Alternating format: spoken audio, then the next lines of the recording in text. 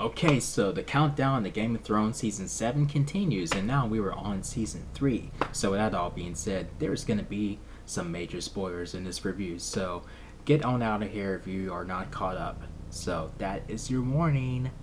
Don't say I did not warn you. Now, anyway, now this season is also another pretty good season. I mean, with the dragons are bigger, and Daenerys is she's like much more of a leader this time around, and she is basically shitting on the concept of slavery, where she goes to a place and gets herself an army and tells them that they can leave at any time, and then they're free to go at any time, or they can stay with her, and as she's on her way to build up her leadership, and so yeah, that's pretty powerful. You know, like seeing how she has grown in this season, and at the very end of the season, where she reaches out to, um, where she ends up at a place. I forgot the name of the place, but it wasn't Marine. She wasn't there just yet. But when she gets there, she basically gives this powerful speech to these slaves, and then they embrace her. They call her mother, and you know, also a very powerful like ending to the season finale. But I gotta say, with Theon Greyjoy, like him just basically doing the crazy shit that he did in season 2, and you thought this guy's an asshole. He deserves what's coming for him. Like I hope he gets. I hope whatever is in store for him. I hope he gets the worst. I mean, I'm sure some of you have thought that, and then that's exactly what happened. Like in season 3, he got Karma, you know, is his best friend, and it comes into the shape of form of a man named Ramsay Snow, and damn, the heinous, gruesome shit that he does to Theon, like damn, wow, like he's just as crazy and as psychotic as Joffrey. I'm like, what the fuck? I mean, you cut a man's dick off. I mean, like, man. I mean, just when you thought you could not feel bad for Theon, but after when Ramsay comes into the picture,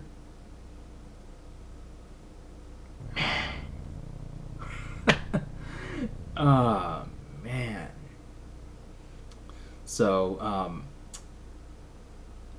so just when Sansa, you know, I guess not a Sansa is sort of free from, you know, like Joffrey in a way, since Marjorie came in the picture, and she basically he declares herself to him, and then they're basically ready to be married, and then but I mean, it doesn't get so comfortable for Sansa after that. I mean, like, because Tywin orders Tyrion to marry Sansa and Cersei to marry Marjorie's brother, and of course they don't want to go through with that. And Sansa was like, you just when you thought you couldn't feel any more bad for her, it's like they trapped two people in a panic room, and it's like they locked them in there together. That's what Tyrion and Sansa are in that marriage, and it's really good to show that they show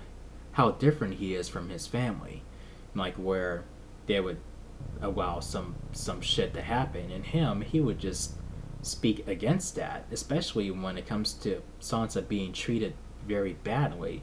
Like he did that in season 2. He put a stop to it, and he refused to carry on that tradition to treat her badly like Joffrey did.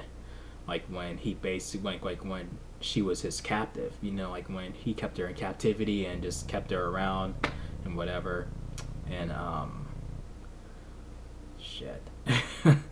And now that she's basically able to, you know, to bear children, now that's when Tywin's like, okay, you need to marry her, or you are gonna do it. And it's just torture.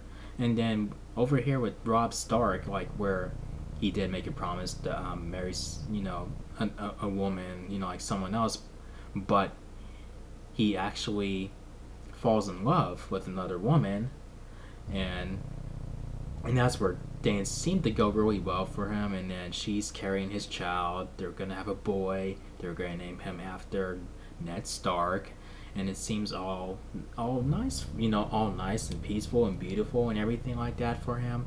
But oh, and then Walder Frey. I mean, like you know who I'm talking about, that old bastard.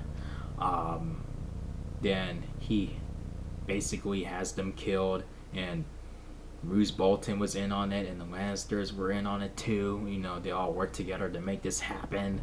And then that's where the Red Wedding came in. And I gotta say, when when his wife got stabbed in the stomach repeatedly, no lie, to this day, that is the most gruesome, violent, most gruesome, grotesque, the most disturbing death I've ever seen in any TV show.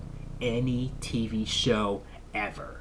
Like, that, I mean, even to now, like, compared to all the seasons on the show, that one is probably the most gruesome one, in my opinion. Man. It is just, I mean, like, that's where it's another reminder that you should not get attached to any characters on the show, and that this show has zero chill. Zero chill. Like, they will go far with anything that they can get away with. And it's funny how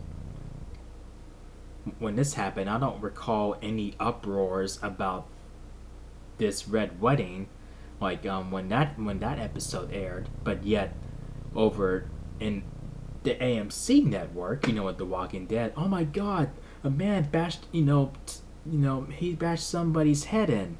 Like, the AMC has gone too far. They clearly didn't watch this season, and they didn't watch that Red Wedding episode. Man. But yeah, I mean, like, everyone seemed safe, like, like after Ned Stark was killed, sort of. I mean, like, all the major, characters, and they all seem to be pretty much safe, kind of. Like the really, I mean, the bigger ones, like Tyrion, Daenerys, Jon Snow, Robb Stark, and all of them. I mean, like, from season 1 to 2, and then we get to 3, and then the Red Wedding. Robb's dead. Catelyn Stark is killed too. I thought they were gonna make her live with that. I thought they were gonna make her lock her up in a cell, make her live on. That where she saw her firstborn being killed in front of her. Whoops, sorry. That's Lindsay's little tablet. Like, she has the Simpsons video game on there. But anyway. Damn, fuck you, Homer, for scaring me like that. But anyway, yeah, I mean, like, I thought they were gonna make her live with that, but no, I mean, it's like, in a way, they kind of basically spared her from that misery, in a way, even though I'm sure that's not what they were doing. I mean, they were just, they were just going by, orders to take them out of the equation. And that's what they did, and Joffrey's all giggly, like, they died. And Cersei has a smirk on her face, and Tywin is just like, yep, we took care of it. And Tyrion is like, what? Like, what the hell? And then there's Jon Snow with, he has a weird relationship with one of the Wild Wings, like the Wild Wing woman. I forgot her name, but that's just funny. That's just really funny. Like, like when he captures her, and then she's, turns things around, and she's constantly getting, screwing up his attempt. It's just a weird, funny, but, an interesting relationship to watch. But I gotta jump all the way back. I gotta jump back to that Red Wedding, though. I mean, that is the scene that sticks out in your mind when you think of season 3 of this show. Like, holy shit. Holy shit. And then And then Arya almost reunited with Catelyn and Robb, but this happened. Man, it's crazy. And I forgot to mention the Hound, like the way he basically walked away from King's Landing. He said, "Fuck the king,"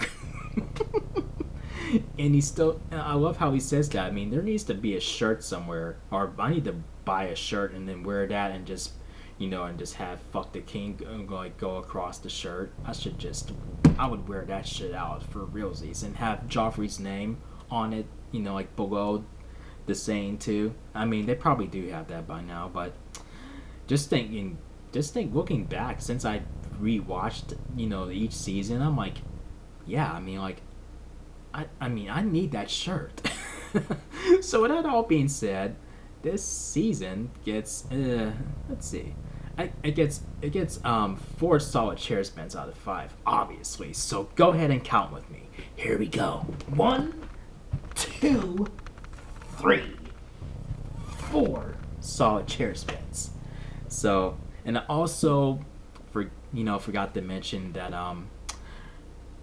Tyrion's relationship with Shae develops into, it seems like it's developing into something that he's always wanted, and at first you're not sure if history repeat itself or what's going on, but I mean, yeah, it seemed like it's a totally good thing. I mean, ever since he met her, he hasn't looked at any other woman. He has focused his heart and mind on her, and she basically turned him into a one-woman man. And now that's not going to go so well, because Tywin forces him to marry Sansa, and he tells him, like, the next lord that he catches in his bed, he's going to hang. So it's just like, damn. I mean, like, the medieval times was not a great time to be alive. I mean, like, where everyone is going through major shit in this show, like everybody except for maybe Daenerys, because she's doing pretty well, and she has to be the strongest female character in the show. I mean, I think that she is, and this show does have a lot of strong female characters, but Daenerys is right on top there. She is right there, and Brienne is probably in second place. But yeah, if you guys enjoyed my review on Season 3 of Game of Thrones, make sure you thumb up the video, click subscribe if you're a newbie to the channel. Thank you for watching, and I will see you guys in the next video. Peace out, y'all.